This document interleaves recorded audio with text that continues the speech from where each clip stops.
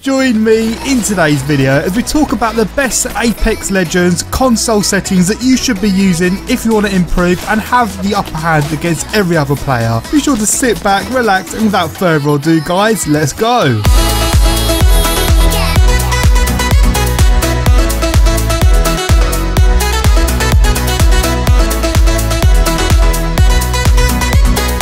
Hello everyone, how are you guys all doing today? My name is Mirko and welcome back to another video on the channel. So in today's video guys, I'm going to be giving you the best possible console settings to be using when playing Apex Legends. These tips and these settings are going to give you the upper hand against people that are using the default normal settings, and they're definitely going to help you improve when playing Apex. God, I'm not sure what it is, but lately I've been getting these really weird voice cracks. But anyway guys, let's move forward. So before we jump into what you need to change in your settings, I'd just like to take a moment to say, if you watch this video and new, first of all I'd like to say welcome to the channel, and second of all I'd like to say be sure you're subscribing as well if you want to keep up to date with my future gaming videos, whether it be Apex Legends, Fortnite or any other gaming video. Now with that out of the way, be sure to pause this video and head straight over to your settings in Apex Legends. So if we go over to settings, on the first section where it says gameplay, this is all personal preference. There's not actually anything in here which will help you improve, unfortunately, and my personal suggestion is that you just keep all of this at its default. Don't change anything, and let's move straight over to controller because this here is the main part of this video guys. So if we go over to button layout, this is the number one thing that you want to change in your settings. So you click on button layout, and if we go over to default guys, we can see that there's a little bit of a problem here. Now in this game, crouching and sliding is the number one crucial thing, you know, if you want to slide past enemies. So if we're using the default settings guys, you can't actually slide and aim at the same time. So if you want to slide, you know, past walls or corners, or even want to slide down a mountain, you have to actually take your right thumb off of the aim around analog stick. And with this button puncher, if you go onto button puncher, you can actually crouch with your right analog stick, and this opens up a lot of doors for you guys, because what you can do is you can, you know, slide around the corner if you think an enemy's there, but you can also aim and move around whilst you slide, and that's the same for, you know, other things as well. And overall, sliding and crouching is a really big thing in Apex Legends, and if you can slide and maintain of your aim at the same time and shoot all together, that'll really put you guys at an advantage. If you've also got cover as well, crouching down is so much quicker using the right analog stick because you've already naturally got your thumb on the analog stick, whereas if you have to press circle, you then have to take your thumb away and use another button, and in the meantime someone could have already shot your head a few times. So, you know, if crouching in them situations as well to get cover behind something is also really crucial. So that's why you guys need to be using button puncher, and you will notice straight away as soon as you've got used to it, it will really help your game out. So that means circle will then be to melee, but I mean, how many times do you use that in a game? You hardly use it once in a game. I'm not going to lie to you guys, it will take a few games to get used to it, and sometimes you'll forget that you've changed your button layout, but after you've got used to it, I can guarantee when you slide past them corners and you're aiming at the same time, you'll be guaranteed to get them really crucial kills in them situations. But anyway guys, let's move over to the next part that you need to take a look at. So you want to keep interact/reload button on tap to use and reload. You don't want to hold it down.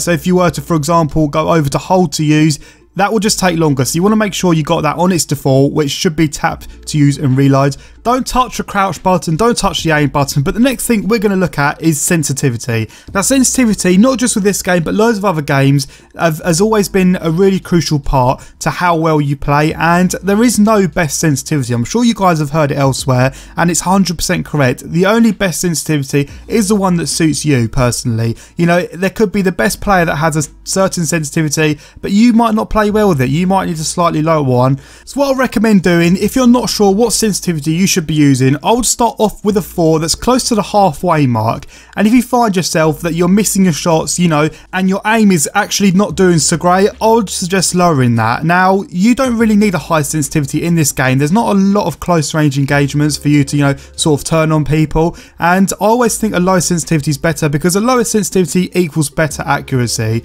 That's what we found with this game and also with other games that have sensitivities as well, you know, such as Fortnite. I would personally stay somewhere it in the medium. I wouldn't have a really low sensitivity, because if there are people to the sides, you know, enemies to the side of you, you want to be able to react quick enough in time. And I think having a 4 personally is the right balance for me, but you guys need to find the right balance for you personally. So I'd suggest starting on a 4, maybe a 5, go into games and see how you do. If you find yourself finding it too hard, maybe lower it. If you find your aim to be really good, maybe start increasing it and see how far you get before it starts sacrificing your aim. Now for sensitivity ADS, they haven't explained it too well, because I'm going with same, but that doesn't mean that my ADS sensitivity is going to be 4, just like it would be a moving around. Now having it on same is basically the default ADS sensitivity to what your normal sensitivity is. So having it on same is going to feel more natural to you, and it won't feel too fast or too slow. It'll be just in the middle for you. That's the best way I can explain it, and I would always rock with same. If you guys do want to test it out and you feel like maybe you can aim a little bit faster, I would definitely try increasing it, but at the moment I'm keeping it on same because that's more of the natural feel and it doesn't feel too fast or too slow. Now response curve, I believe, is a new setting we've seen on PS4. I believe this is one of the first games that's actually introduced this setting. If not, be sure to let me know what other game does response curve, and I've tested them out guys, and honestly I would stick with classic. Now the one which has the biggest difference is the high velocity. That is really insane, and if you try using that guys, you will know just what I mean. It is so fast, it's almost impossible to use. As I said, I've tried all of them out. There's not a lot of difference between some of them. I'll just stick with classic. The movement dead zone and the look dead zone you don't want to touch, but onto vibration you want to have that turned off. I'll tell you guys why. Because having it vibrate your controller, it just moves your controller about. Even though it's very slightly, that can put your aim off. You know, it's the small things that really matter, and this game is all about aiming from the mid to long range distances. You want to have your shots be on point, and having no vibration is just a lot more better for your aim. That's how I found it personally, and I guess this can be a bit of a personal preference, but I just think having the vibration turned off is the overall better result. Now guys, I've only just found out about this and I'm really excited to tell you guys about it. I'm sure some of you might not even be aware, but if we head over to video, we've actually got a field of view option. I believe this is the first time we've ever had this on PlayStation and Xbox. I mean, we don't ever get it on console. It's mainly just a PC thing. Now what I've done is I'm going to do some testing at the moment. I've set my field of view up all the way to 110, and when you guys see, you know, the difference, you can see more of the outskirts, you know, the sides of your screen. You know, everything's zoomed out more, and I feel like them close range engagements as well. When there's enemies up close to you, you know, it's not going to be right in your face, and I feel like you'll be able to get more control when you know what's around you and you can see more around you as well. I feel like my aim is slightly better and my shots. The only problem with this is, as you guys can see, it says setting this above 70 may impact performance or cause visual issues. So I'm currently testing it at the moment, but if it goes to plan, I'll definitely recommend you guys go with the highest possible field of view.